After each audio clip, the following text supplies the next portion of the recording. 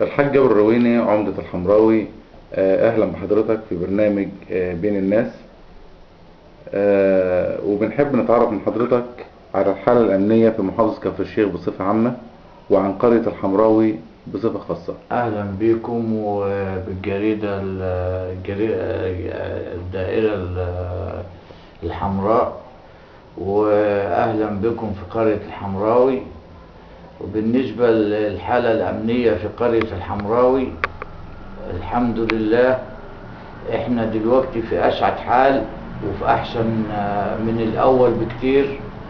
ودي طبعا بمساعدة السيد مدير أمن كفر الشيخ واللواء محمد عاطف، والعميد عميد مركز كفر الشيخ العميد هاني عزب، والمقدم توفيق جاد رئيس المباحث، ومعاون السادة معاونين المباحث بيشتغلوا ليل نهار.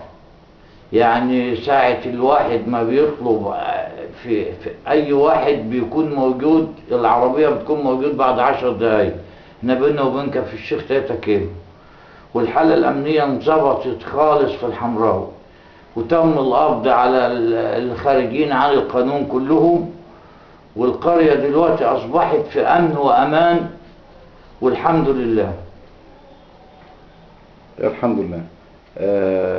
الحالة الأمنية في محافظة كفر الشيخ انطباعك عنها إيه؟ الحالة الأمنية في بغض النظر عن قرية الحمراوي. الحالة الأمنية في محافظة كفر الشيخ، أنا كنت في رمضان الساعة 10 بالليل وشفت السيد اللي هو مدير الأمن ماشي على رجله الساعة 10 بالليل في شوارع كفر الشيخ. الحالة الأمنية في كفر الشيخ ممتازة جدا. يعني احنا عندنا الحمد لله الحالة الأمنية في كفر الشيخ، في بندر كفر الشيخ وفي كفر الشيخ عموما الحالة، واحنا أقل محافظة فيها مشاكل هي كفر الشيخ. الحمد لله، يعني ربنا سبحانه وتعالى حرصنا وموفق السيد مدير الأمن والسيد مأمور المركز والسيد رئيس المباحث ممتاز جدا، من الناس الممتازين بصراحة، وشغال يعني شغال ليل نهار هو والسادة المعاونين بتوعه، ومساعدة طبعا وتوجيهات السيد مدير الأمن والسيادة اللواء إبراهيم عوض برضه ما نساهوش، اللي هو حكم دار مديرية الأمن.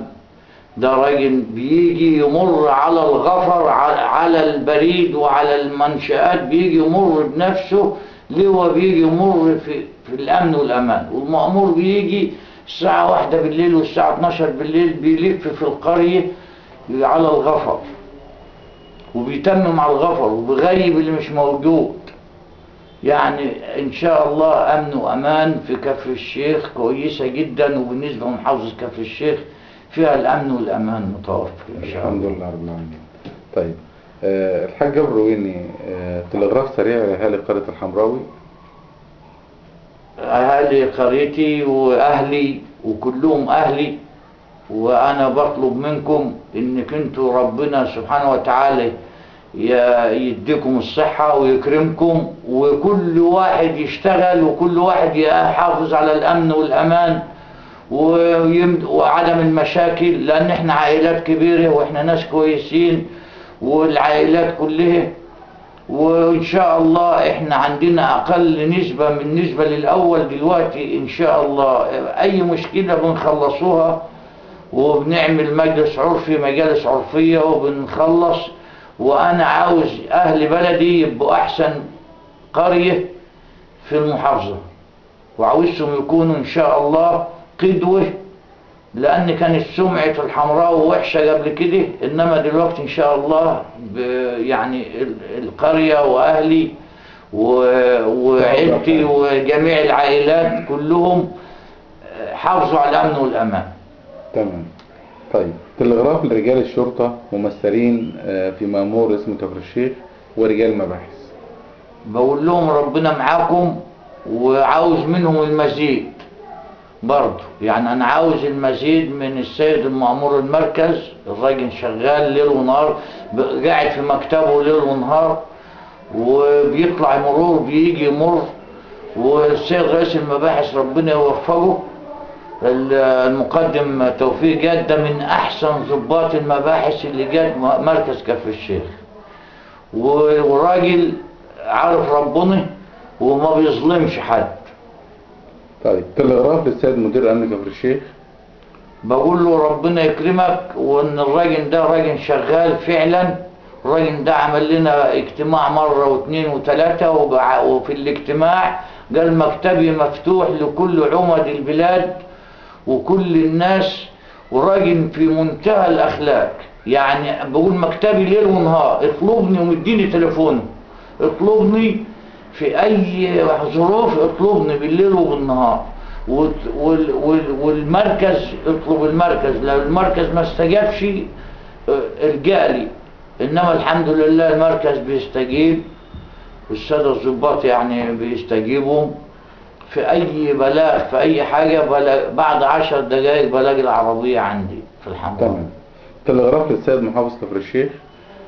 بقول ان ربنا يوفقه، ويعني يوفقه بما فيه الخير لمحافظة كفر الشيخ. تلغراف للسيد عبد الفتاح السيسي رئيس الجمهورية. ده راجل الحمد لله ربنا بعتهن من السماء، لان احنا كنا هنبقى زي سوريا وزي العراق وزي ليبيا، وربنا سبحانه وتعالى حضر لنا هذا الرجل عشان مصر ان شاء الله محمية. لان الراجل ده بعد ربنا اللي بعته، وما دام واحد ربنا بعته لمصر عشان مصر تتحفظ، عشان مصر تنحفظ وتبقى بلد آمنة وادخلوها بسلام آمنين. فهو ربنا معاه وربنا يوفقه واحنا وراه. تمام. في نهاية الحلقة بنشكر الحاج جابر روينة عمدة قرية الحمراوي. أعزائنا المشاهدين، إلى اللقاء في حلقة قادمة إن شاء الله.